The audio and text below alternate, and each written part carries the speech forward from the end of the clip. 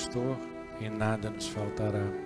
Caminhar me faz por verdes pastos, guia-me mansamente a águas tranquilas, refrigera minha alma. Guia-me pelas veredas da justiça por amor ao seu nome. Ainda que eu caminhasse pelo vale da sombra da morte, eu não temeria mal algum, porque tu estás comigo. A tua vara e o teu cajado me consolam. Preparas uma mesa perante mim, na presença dos meus inimigos. Unge a minha cabeça com óleo, meu cálice transborda. Certamente que a bondade e a misericórdia me seguirão todos os dias de minha vida, e eu habitarei a casa do Senhor por longos dias. O Senhor é o meu pastor, nada nos faltará. Ó Maria, doce Mãe de Jesus Cristo, Príncipe da Paz, eis a vossos pés vossos filhos em oração. Vós, ó bendita, trazeis sobre os vossos braços o Príncipe da Paz. Mostrai-nos esse Jesus e deitai-o em nosso coração. Ó Rainha da Paz, estabelecei entre nós o vosso reino e reinai com vosso Filho no meio do vosso povo, que, cheio de confiança, se recomenda à vossa proteção. Afastai para longe de nós os sentimentos de vaidade. Expulsai de nós o espírito de inveja, de maledicência, de ambição e de discórdia. Fazei-nos humildes no bem-estar, fortes no sofrimento, pacientes e caridosos, firmes e confiantes colaboradores da divina providência. Maria, Rainha da Paz e Consoladora dos aflitos, aqui estamos aos vossos pés, com os corações cheios de alegria, para nos consagrarmos ao vosso imaculado coração. Sede sempre a nossa constante companheira, e protegei-nos dos perigos que nos cercam. Abençoai, protegei e pacificai as famílias, o nosso Brasil e todo o mundo que também vos pertence. Dai-nos a vossa paz, pois vós sois a nossa Rainha da Paz. Ajudai-nos a viver o Evangelho do vosso Filho e a sermos mansos e humildes de coração. Com este sincero ato de consagração, pretendemos, como vós, fazer a vontade do Pai. Vemos o perigo em que o mundo se encontra e buscamos em vosso coração materno a ajuda, a proteção e a salvação, para que a paz reine nos corações, nas famílias e no mundo. Mãe e Rainha da Paz, intercedei por nós junto a seu Filho Jesus, que assim seja. Pai nosso que estais no céu, santificado seja o vosso nome. Venha a nós o vosso reino. Seja feita a vossa vontade, assim na terra como no céu. O pão nosso de cada dia nos dai hoje. Perdoai as nossas ofensas, assim como nós perdoamos a quem nos tem ofendido. Não nos deixeis cair em tentação, mas livrai-nos do mal. Ave Maria, cheia de graça, o Senhor é convosco. Bendita sois vós entre as mulheres, bendito é o fruto de vosso ventre, Jesus. Santa Maria, Mãe de Jesus, rogai a Deus por nós, pecadores, agora e na hora de nossa morte. Amém. Louvado seja nosso Senhor, Criador de todo o universo. Amado Pai, estamos todos aqui reunidos em Teu nome e pedimos por todos que estão presentes, por seus parentes, seus familiares, seus amigos. Nós saudamos a todas as linhas de Umbanda. Nós saudamos e pedimos a força a todos os orixás de Umbanda. Nós saudamos e pedimos a força à Fraternidade Branca Universal, a Miguel Arcanjo, a Melquisedeque. Nós saudamos e pedimos a força à corrente franciscana, ao caboclo Tupinambá e a todas as entidades responsáveis pelo trabalho de hoje, nos colocando à sua disposição. Nós humildemente, Pai, lhe pedimos pela paz no mundo, pela paz entre povos e nações, entre governantes e governados. Pedimos, Pai, que a luz da sua sabedoria possa iluminar o intelecto de todos os líderes mundiais, de forma que eles possam apaziguar seus corações, que se possa acender no coração de cada um o amor divino, para que eles possam tomar as decisões mundiais em paz, seguindo o caminho da paz, para que toda essa humanidade que habita esse planeta, encarnados e desencarnados, possam continuar a trilhar seu caminho de evolução dentro da paz.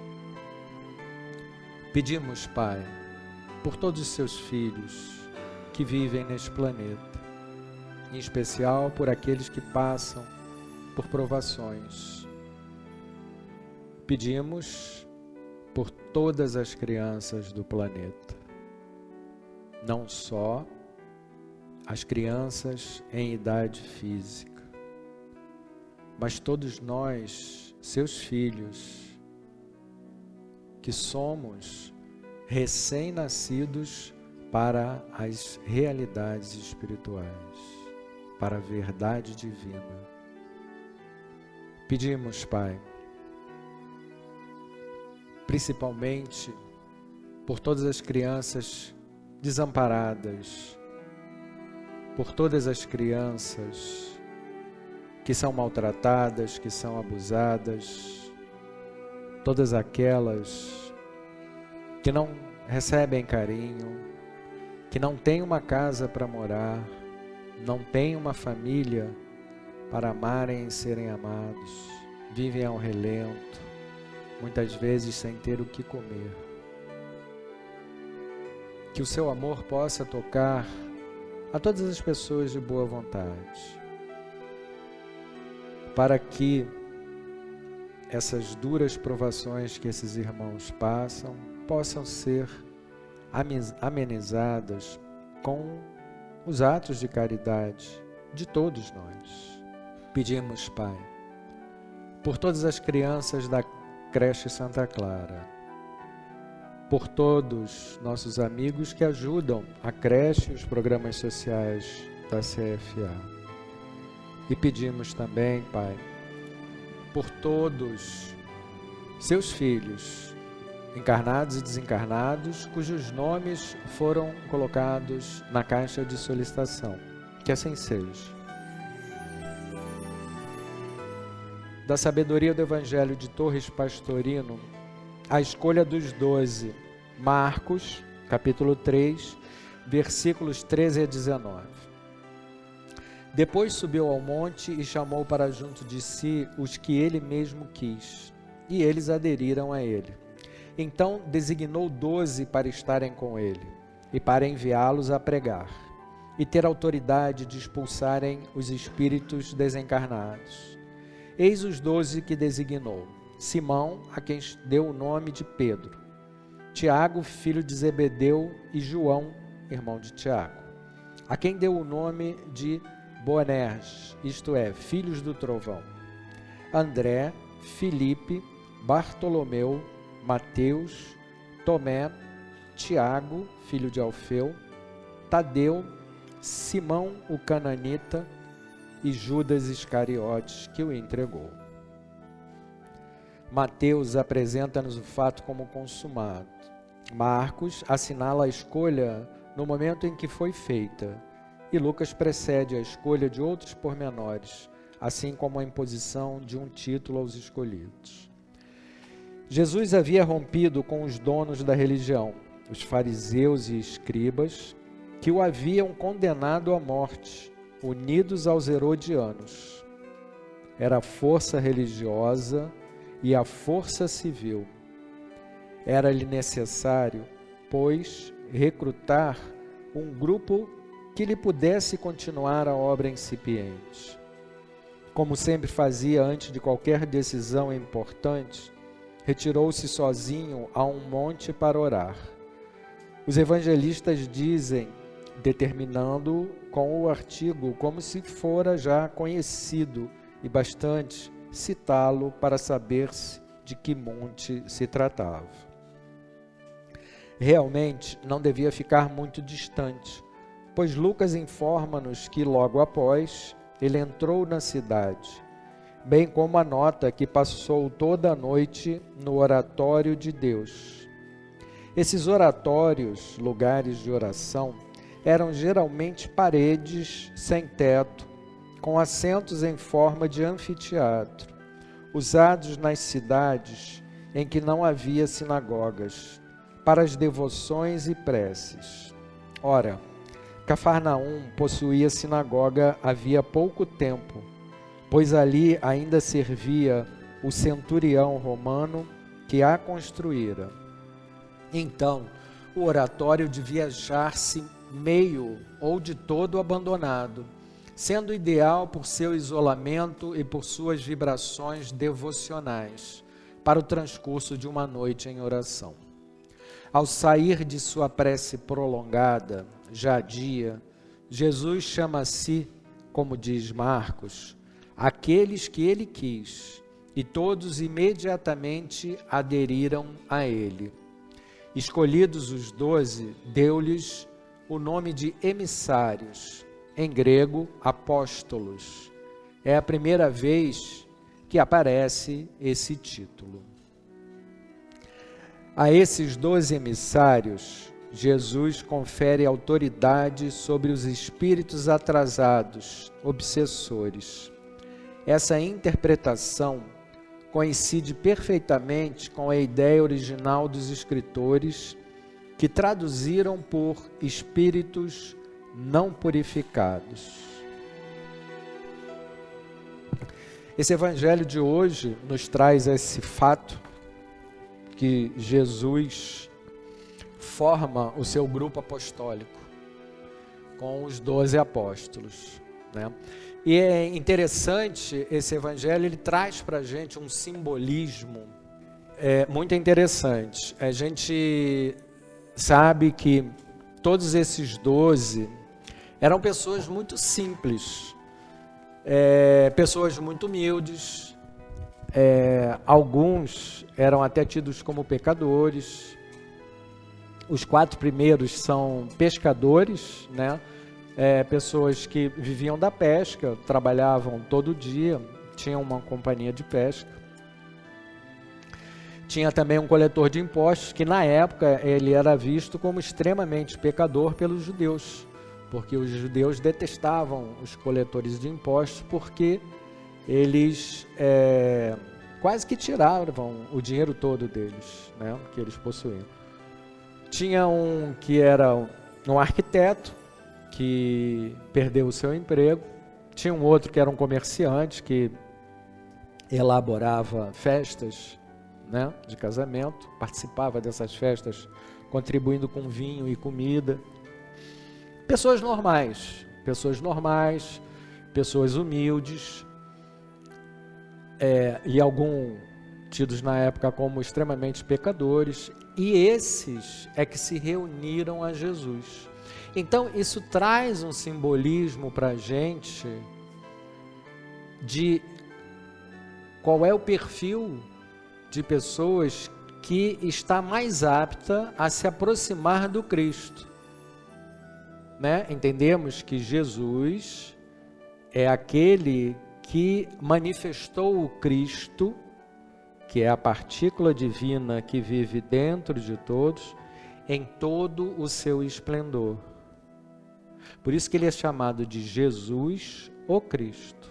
Jesus, aquele que manifestou plenamente o Cristo.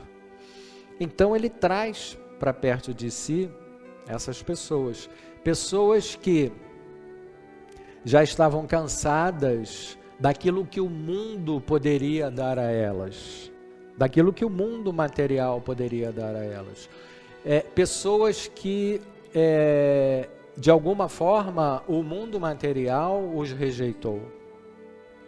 Muitos estavam sendo perseguidos por dívidas, né? Outros não viam mais sentido naquilo que faziam, outros foram demitidos de seus empregos e estavam meio perdidos, né? A maioria estava arrependida, perdida, e esses foram os que aceitaram mais facilmente a proposta de Jesus de divulgar a Boa Nova, que é o significado do Evangelho, que é a Boa Nova. Esses estavam mais aptos, exatamente por quê? Porque eles tinham humildade. Eles já tinham se desapegado o suficiente do mundo material, exatamente com a ânsia de obter algo que fosse maior do que isso. E até porque, como eram a maioria deles, se não todos, israelitas, então a cultura dos israelitas, né, a religião deles pregava que viria um Messias que libertaria Israel, isso tudo. Então eles esperavam, eles ansiavam por esse Messias. E então eles começaram a não ver mais o mundo como a maioria das pessoas viam, não esperar mais do mundo, né? Não esperar um caminho de evolução através do mundo, até porque a matéria, ela se opõe ao espírito, como o Pastorino coloca em alguns momentos no Evangelho, na interpretação dele, que a matéria seria o antissistema, né? E o mundo divino seria o sistema, ou seja, a matéria é o antagonista e o mundo espiritual é o mundo divino, é o mundo da libertação. Então são polos opostos que nunca vão se aproximar. Então nós, quando nos aproximamos de um, nos afastamos do outro. Então eles estavam se afastando desse mundo material, estavam se afastando, mas em que sentido? É lógico que nenhum deles parou de usar os recursos materiais, mas eles estavam se libertando do jugo desse mundo. Eles estavam se desapegando do mundo material. E estavam assim, chegando cada vez mais próximos do mundo espiritual. Então esse Evangelho traz para a gente, para todos aqueles que têm a intenção de evoluir. A gente fala evoluir espiritualmente, mas a evolução, ela é sempre espiritual, porque ora estamos desencarnados e ora estamos encarnados, mas continuamos sendo espíritos. Assim, nós muitas vezes fomos levados a pensar que nós temos um espírito. Não, esse termo nos leva a um erro. Nós somos espíritos e temos um corpo físico. A perspectiva é diferente. Ao pensar de forma diferente, desta forma, começamos a aceitar o que somos. Somos espíritos que no momento estamos encarnados. Então, Para aqueles que quiserem evoluir no seu caminho, esse evangelho de hoje traz exatamente o perfil daqueles que se aproximam mais do Cristo. Aqueles que se desapegam desse mundo, aqueles para que esse mundo já não faz mais tanto sentido, né? Que já não gera tanta vontade de estar próximo desse mundo, e que exatamente também para aqueles que querem algo mais, que esse mundo já não dá mais. Então, esse é o perfil daqueles que vão cada vez mais se aproximar do Cristo. Se isso é o que nós queremos, a gente tem que fazer uma reflexão sobre isso. Será que é isso que nós queremos? Mas se é isso que nós queremos, então nós temos que começar a caminhar nesse sentido. Começar a caminhar no sentido da humildade, da simplicidade, né? Vendo como era a vida dessas pessoas, como era o comportamento dessas pessoas, como era o comportamento de Jesus. Jesus tem várias passagens onde ele demonstra total humildade, né? A gente sabe, tem uma passagem que ele lava os pés dos apóstolos, numa demonstração de humildade. Todos sabiam que ele era o Messias, mas mesmo assim, ele faz esse momento, ele tem esse momento com os apóstolos para prepará-los para a divulgação da Boa Nova. Então, ele lava o pé de todos, para que eles pudessem caminhar também, né? É como se fosse uma ritualística naquela época. Mas em resumo é isso. Esse evangelho serve para a gente hoje, para a gente tentar entender qual o caminho que devemos seguir para que a gente possa evoluir, né? Deus, em toda a sua misericórdia, nos dá todas as oportunidades que nós necessitamos. Todas. Nós encarnaremos enquanto for necessário para que a gente aprenda.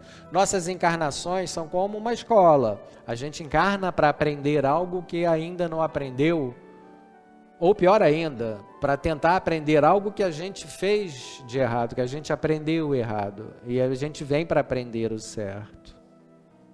Por isso que a gente reencarna, porque a gente ainda não tem condição e equilíbrio suficiente para evoluir de forma desencarnada, evoluir só no mundo espiritual. Então a gente encarna.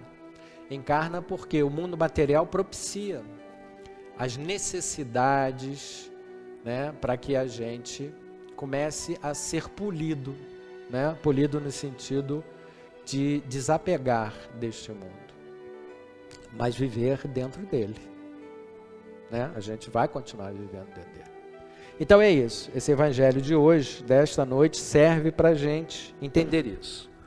O caminho, o perfil das pessoas que têm a possibilidade de chegar cada vez mais próximo da divindade, de Deus, né? Deus, divindade, cada pessoa pode dar um nome diferente para a divindade, né? A maioria de nós chama de Deus. Então é isso. Vamos pedir agora forças para o paz.